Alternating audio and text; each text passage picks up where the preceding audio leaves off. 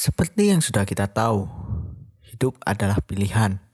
Pilihan di mana kalian mau memilih yang baik atau yang buruk, memilih sedih atau bahagia, memilih aku atau dia.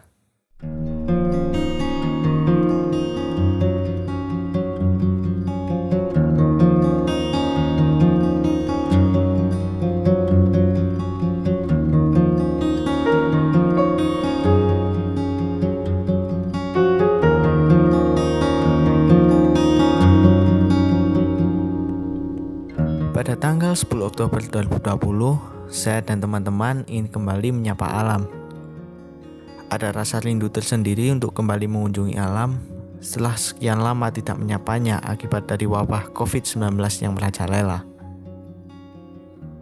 Tujuan pendakian kali ini adalah Gunung Butak, salah satu gunung di Jawa Timur yang memiliki ketinggian 2.868 meter di atas permukaan laut. Sebenarnya ini adalah pendakian keempat saya ke Gunung Butak. Tidak apa-apa, tidak salah kan jikalau saya mengunjungi gunung ini berkali-kali. Di pendakian ini saya ditemani oleh 7 teman saya SMP, yaitu ada Rivo, Rido, Dimas, ada 2 Bagus, yaitu Bagus Dwi dan Bagus Prasetyo, dan juga ada teman dari Rido, yaitu Vito dan Excel. 3 dari 7 orang tersebut baru memulai hobi di dunia pendakian. Ya, hitung-hitung pendakian ini bisa disebut sebagai pendakian sekaligus reuni alumni SMP. Sekitar jam 8 pagi, saya dan teman-teman mulai melesat menuju loket pendakian. Sebelum sampai di loket, saya mampir terlebih dahulu di salah satu minimarket untuk menambah logistik.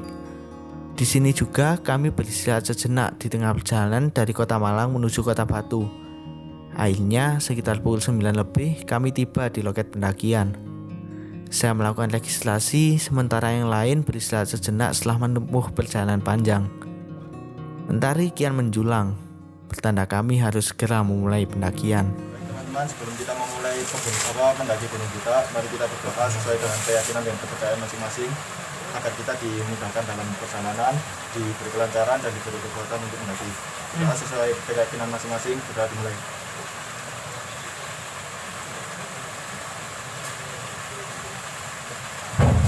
Ya, selesai. Apa? Ini gawa-gawi.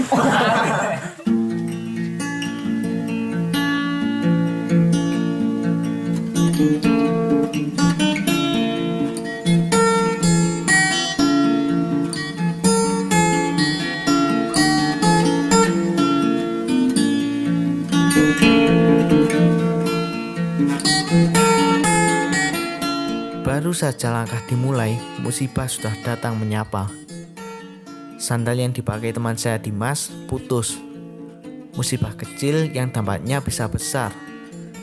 Bayangkan saja jika Dimas tidak memakai alas kaki selama pendakian sampai turun pulang. Entah apa yang membuat saya membawa isolasi, namun barang tersebut ternyata berguna.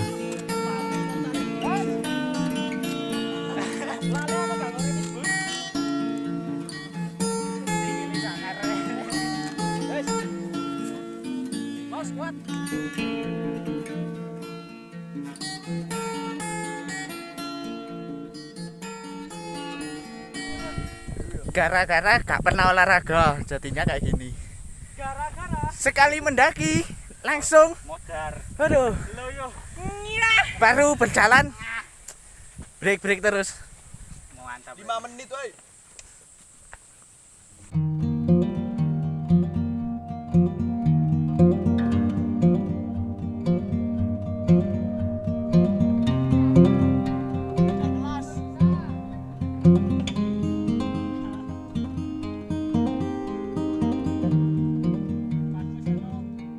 Ada yang berbeda dengan pendakian saya sebelumnya di gunung ini. Jalur yang dulunya melewati tanjakan BHP, kini sudah ditutup. Sekarang jalur yang dilewati seakan memutar, jadinya trek menjadi lebih panjang. Hal ini menjadikan langkah tidak terlalu berat, karena jalur lebih landai daripada tanjakan BHP yang curam. Pos 2 akhirnya berhasil kami sambangi, mengistirahatkan bekal kaki yang dipakai untuk berjalan.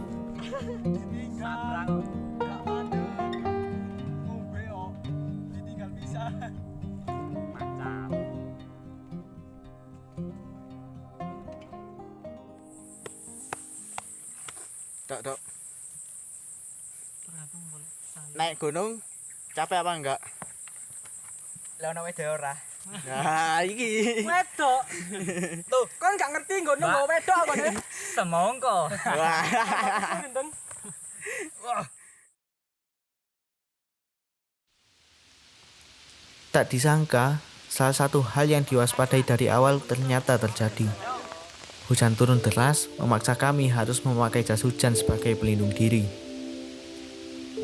Namun beberapa dari kami ternyata tidak membawa jas hujan, membuat kami was-was akan hal-hal yang tidak-tidak. Di tengah derasnya hujan, saya teringat kalau Vito berjalan sendirian mendahului kami di depan. Setelah perdebatan panjang, akhirnya rombongan terbagi menjadi 3. Satu orang yang telah mendahului berjalan di depan yaitu Vito. Ridok dan Axel memilih berteduh bersama rombongan lain karena tidak membawa jas hujan.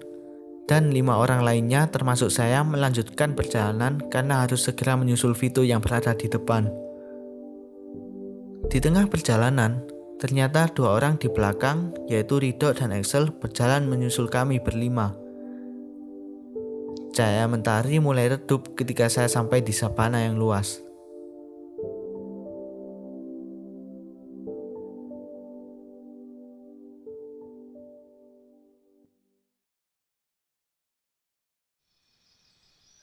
Mentari pagi bersinar dari ufuk timur.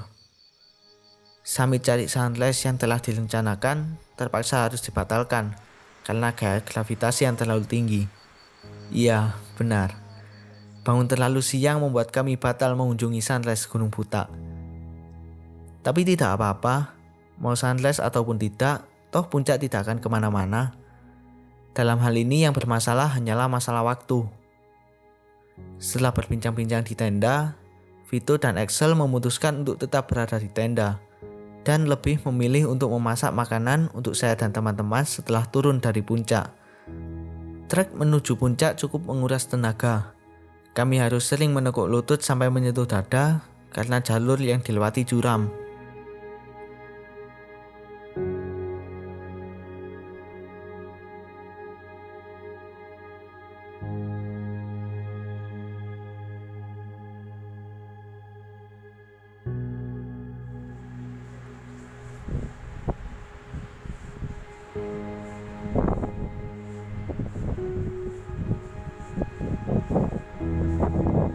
Langkah demi langkah kami lewati. Akhirnya tiba juga di puncak Gunung Butak.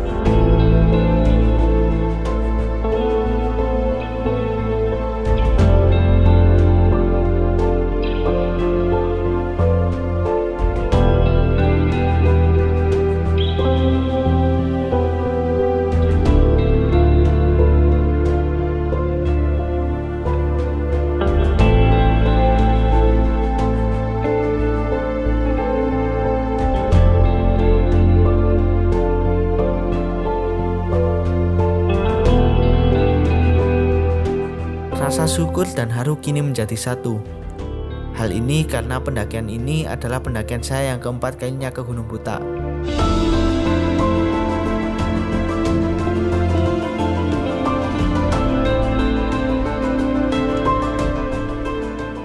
Empat kali saya mendaki gunung ini, semuanya memiliki rasa tersendiri, semuanya memiliki cerita tersendiri di setiap pendakian.